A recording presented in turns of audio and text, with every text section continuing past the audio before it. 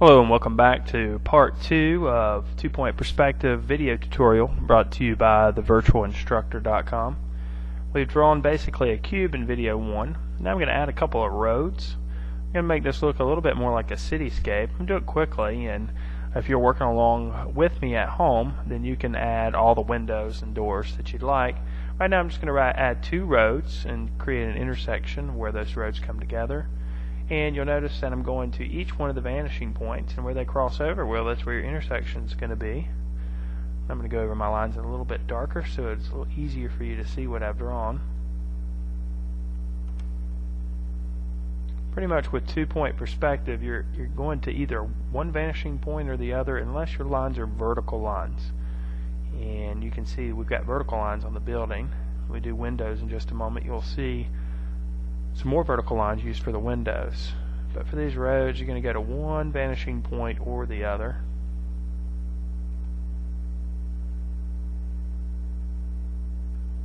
And there you go. Now we've got a nice little intersection happening here.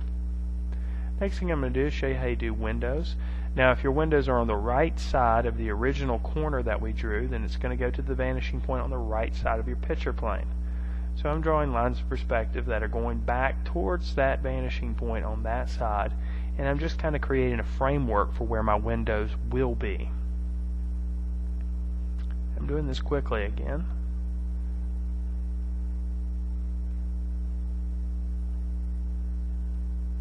And I could work my way all the way down the building, but I think that's enough.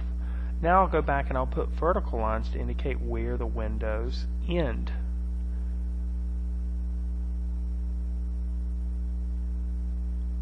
By doing this, I'm ensuring that I'm creating the windows properly in 2-point perspective so that it will really give me the illusion of space that I want. I'm going to go back in and color them with a little bit of a darker value so that you can see them a little bit better.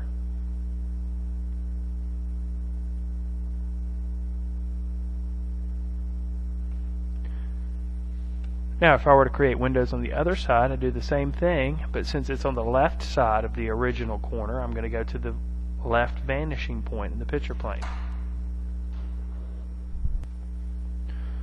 And I'm not going to bring those lines all the way to the vanishing point because I think you get the idea that those lines go to that vanishing point, and then I'll just put my vertical lines in there. And then there's my windows, so I'll put a little bit of darker value there so you can see it a little bit better. Pretty nice generic looking windows. Now if I wanted to put a building behind the original building, I can do that. Remember, you draw the corner first.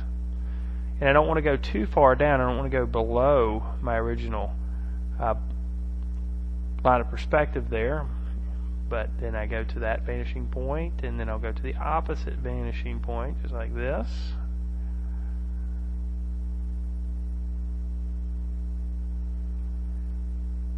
And now I'll just figure out where the building ends and put a couple vertical lines in there. There's one. There's the other. And to help you better see where the building is, I'll go over those lines a little darker.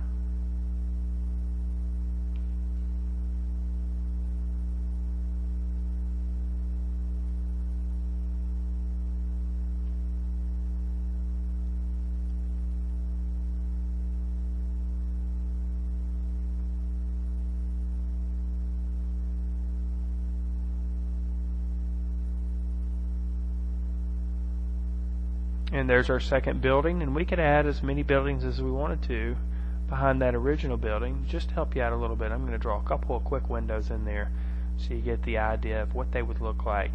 And especially when you're working with perspective, sometimes you have to force yourself to do what you know is right. In this case, those lines are going to be very slanted, very diagonal, but they make sense for the perspective. So we'll put our vertical lines in there to show where our windows end. And then we've got some nicely drawn windows in 2-point perspective.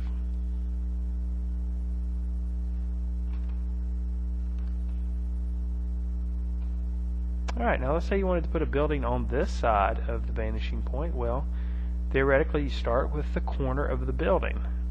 Now it wouldn't make sense to go to both vanishing points. Instead it would make sense to go to the opposite vanishing point.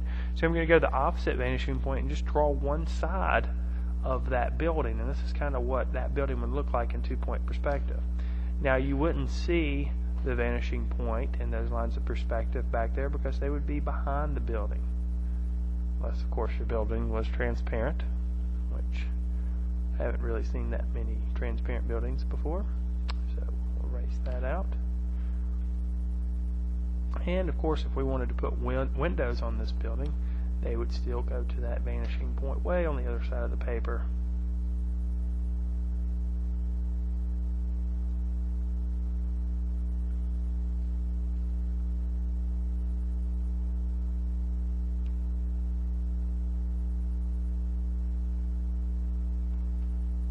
And there you have it. That's where the windows would go.